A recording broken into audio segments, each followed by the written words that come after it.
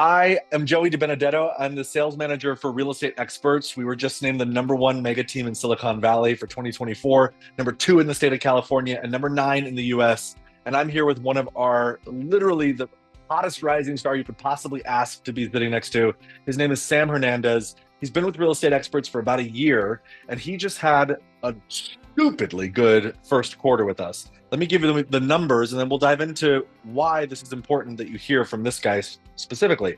So first quarter, we're about 4 months into the year. He's got 6 deals pending, just over $6 million in sold buyers, and he's got 2 listings that are coming signed. It's 8 transactions in the last 4 months, 2 transactions a month.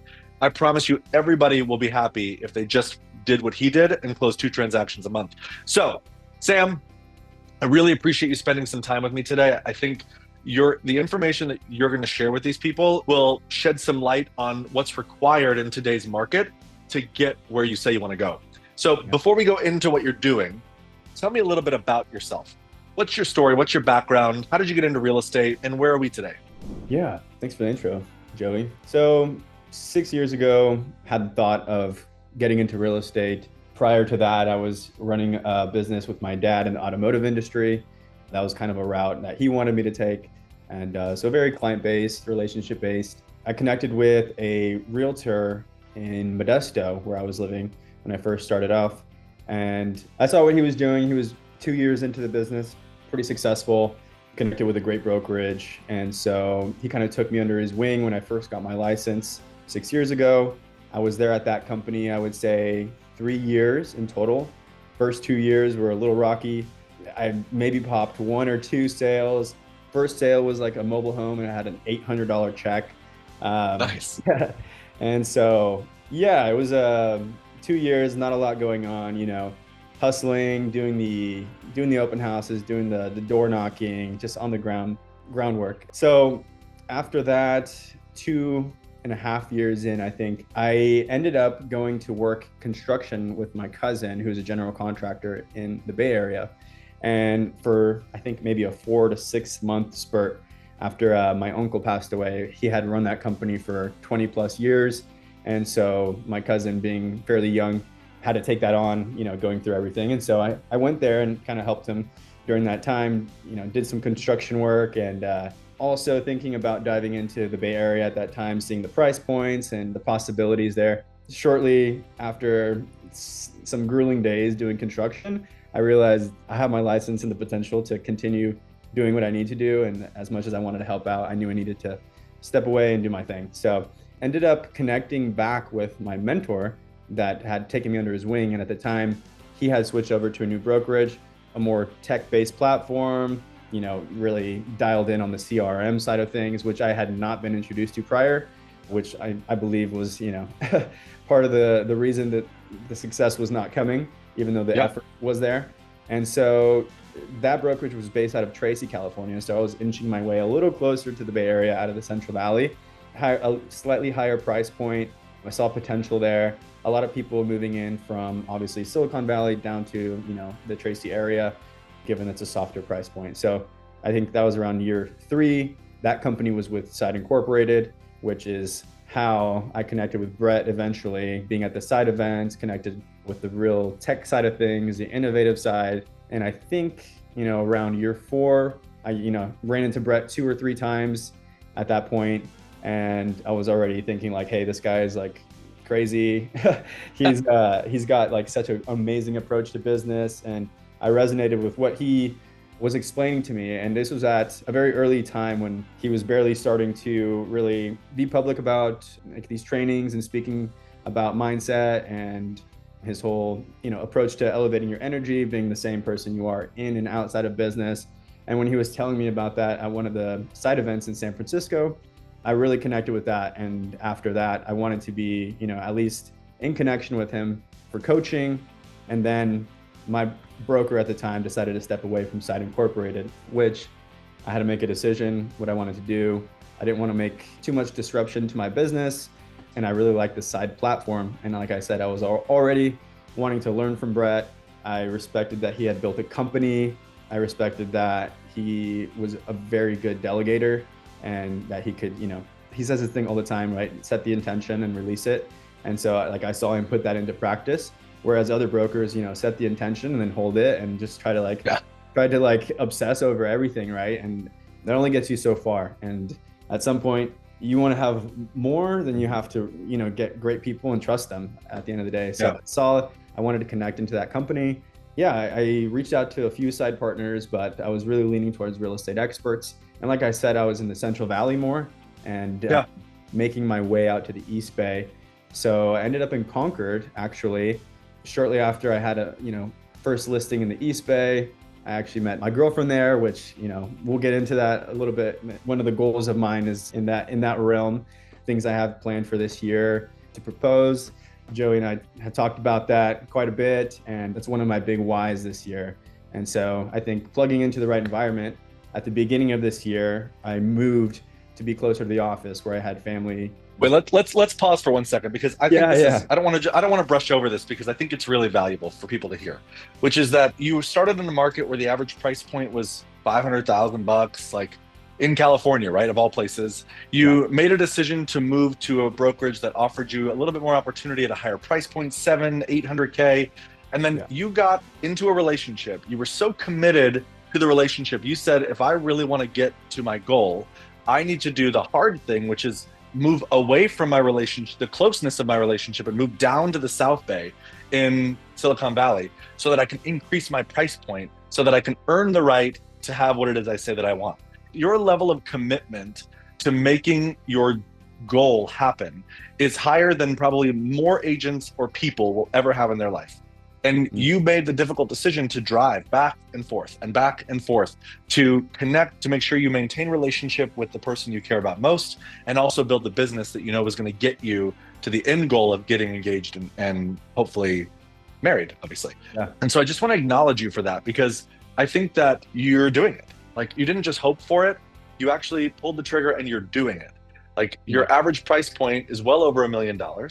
You've got amazing opportunities coming your way. You've got 2 listings that are ready to be signed, that are coming on the market. You're in a better financial place than you were a year ago, better mental place than you were a year ago. And I really do believe you have set the intention and you let it go. But the difference between letting it go and forgetting about it and letting it go and taking action on it are very important. And you set the intention, let it go, and took action to move towards it, which I just have to acknowledge you for, because you don't get to where you are today without doing some of the work that's required to get there. Brett has another saying, which I love, which is that work works. That if you do the work, it will work. And you're a great example of someone who's done the work. And so tell me a little bit about, what your day-to-day looks like now versus 2 years ago or whatever it is. You joined Real Estate Experts, you're rocking and rolling, you're on the leaderboard every single month, like you're crushing it. What do your days look like now that they didn't look like before? Yeah, I think I love a CRM.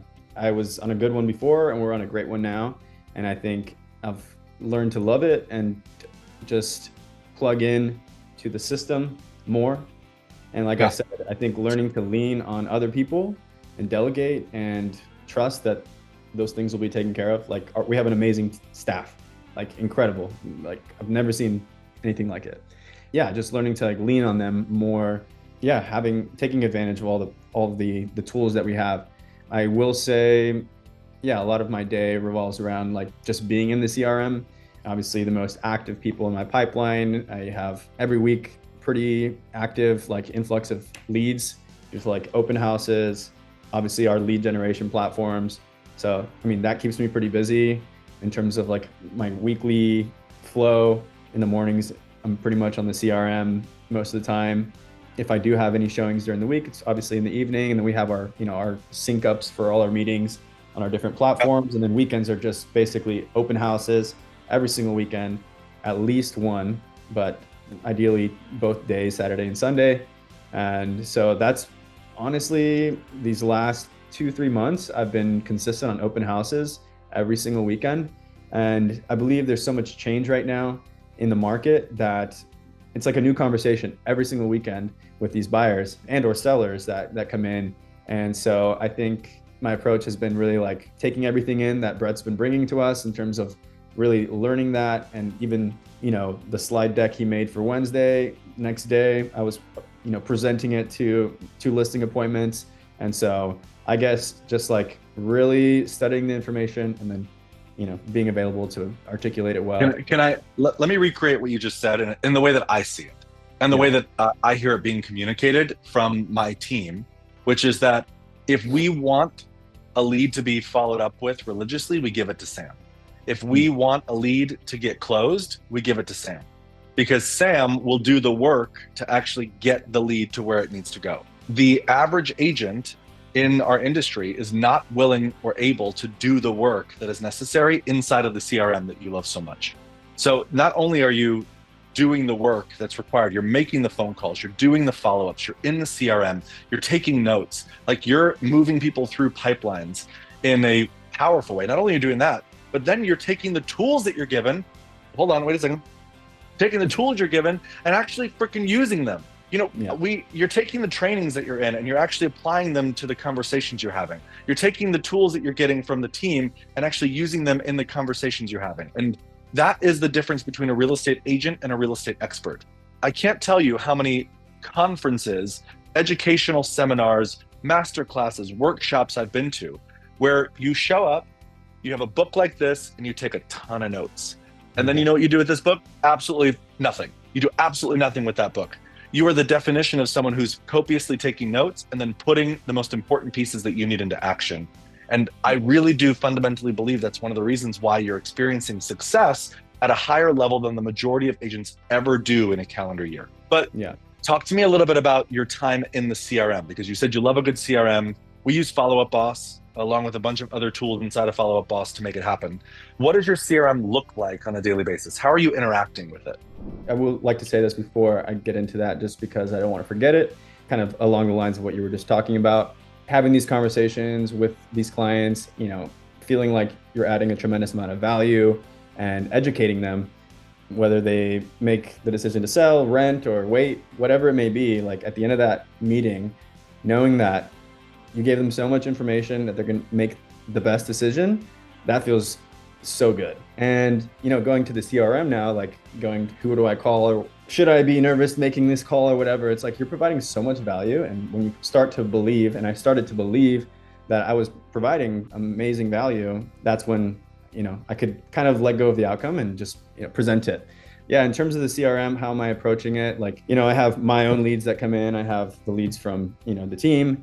And so obviously you have to pick and choose which ones you're going to first, which ones you follow up with first. The team makes it fairly simple. So in the CRM, the first thing I go to is like the top 10 on the left corner box, just like the people who are most active. I might not reach out to all of them. 5 of them, we may have had a conversation like in the last couple of days. And I know where they're going, but reach out to at least 3 to 5 of those people. Send them a listing that I, picked out on my own, or like hear of an off market coming on. I know they're probably not going to go for it, but just adding value. So like touch points like that. And I think on the seller side, just keeping in tune with what's going on in their neighborhood, and even like commenting on a listing that just sold. Like obviously they're looking at it on their end, but if they see you're proactive and just, even knowing what's going on, just really trying to find little touch points for all these people and not like the same touch point. If you make it just a little individualistic for that person, they're like, oh, wow, this guy's like really like in tune with what I want, or this, that, or the other. I know there are agents who are going to listen to this conversation and go, oh, that sounds like a lot of work. Like, oh my goodness, it's probably a lot of work to get individual on every single one of these. And the one thing I want to say is I've never met an agent, I shouldn't say never, 98% of agents are not too busy to give people one-on-one attention. If you've got 35 deals going on in a month, you're probably a little too busy to give the one-on-one attention. But realistically, if you've got a top 10, you can give all of them individual attention over the course of an hour a day. Is that fair? Yeah. And your ability to make them feel important and to make them feel like you are going the extra mile is the difference maker between you building relationship and that relationship resulting in opportunity for you and your family. So you've got your top 10, you're making those conversations. Obviously you're in the mix. What else are you doing? Are you calling through your database? How are you hosting your open houses? Like talk to me a little bit about your lead flow. So, open houses are huge for me right now. The first couple deals this year were all like Zillow, and these last, I would say 3 or 4 have been all open houses. Yeah, I will say, present the basics that you have at an open house. And I feel that I just try to, find out every person's a little bit about like what their search is. Even before I find out whether or not they have an agent, I don't ever really ask that question. It usually comes up. So I know a lot of agents do that, but I just, find out what their needs are and where they're at, where they're looking. Pretty basic stuff. I think trying to add some value in the conversation and make it last a little bit longer. But I've been having a lot of success with open houses, to be quite honest. And I think it's, one thing is it's such a shifting market right now that if you have like touch points like we do at the company, you sound like incredible, right? You're like, who is this guy? Like, how is he so in tune with the market and what's going on? And I think that I'm just using that to my advantage. I'm not really doing anything crazy. I'm just trying to really educate people, because I understand like on that side of things, it's like total question mark, right? And it's just like they're going out there to find answers. So yeah, I think just showing up is half the battle, honestly. Yeah, show up. I couldn't agree more. Couldn't show up and be prepared. That's 90% of the work. Let me ask you a question.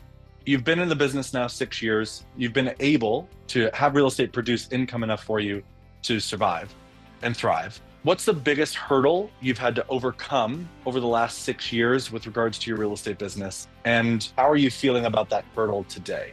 One of the biggest hurdles was probably stepping away from a comfortable place and people I was familiar with, and, joining a team. I had visions or goals to be like in a group with some people I was working with before, and like that didn't really play out how I had anticipated, but this opportunity came along that I couldn't pass up, and things just started to flow for me. But, I was kind of on my own in a sense, in a new space, new people, new opportunities. And I just kind of had to sit, and I felt like God was saying like, this is for you. Like, this is your thing. Let's take it and run. Like, this is an opportunity that was given to you. And it was, for a reason. So like, this is your thing, take it and run. And so I think that was like one of the things I had to get over. And, the shift of location, like geographical location, definitely a totally different dynamic in the Silicon Valley versus, Central Valley. It's crazy. Yeah. And so definitely a whole new approach to mindset and physically changing my environment. As hard as I tried to overcome some hurdles, I think literally just shifting myself in geographical environment, like getting into the office more, being around it, it all helped me elevate so much quicker, and something that maybe would have taken me a year if I was, elsewhere or not as plugged in. So I think that's one of our biggest strengths, is consolidating the time frame in which it takes someone to grow. But because environment is stronger than willpower. Who you choose to surround yourself with, where you choose to sit matters. And if you're not sitting at the right table, like, you may get there through brute force, but it's a lot easier when you're sitting at the right table to get where you say you want to go. I have 2 more questions for you. Yeah. One is, what's the plan for the rest of this year? Like, what's your goal for the rest of this year? How do you see yourself getting there? Are you feeling confident about where you're going? And then the last question I want to ask you is, I'm sure you've had mentors and people that matter to you throughout the last 6 years. It sounds like your mentor has been a big part of your world for a long time.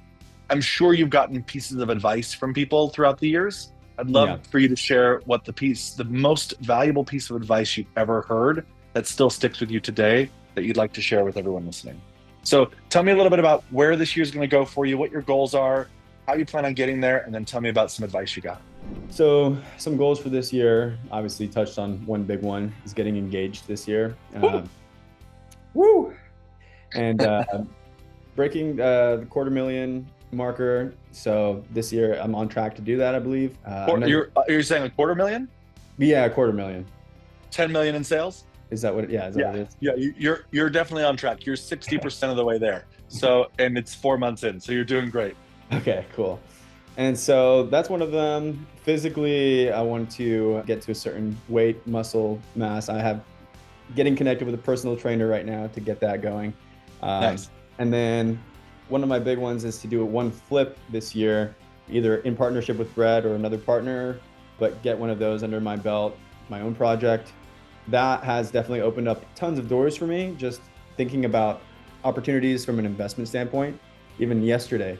So there was one of my buddies in Memphis had an investment opportunity, and I was thinking about it, and I was like, oh, that's like cash flow easy. And so I floated it to one of my investors, old landlord of mine actually. And he was like, no, not for me, but I am listing this property in about 3 months.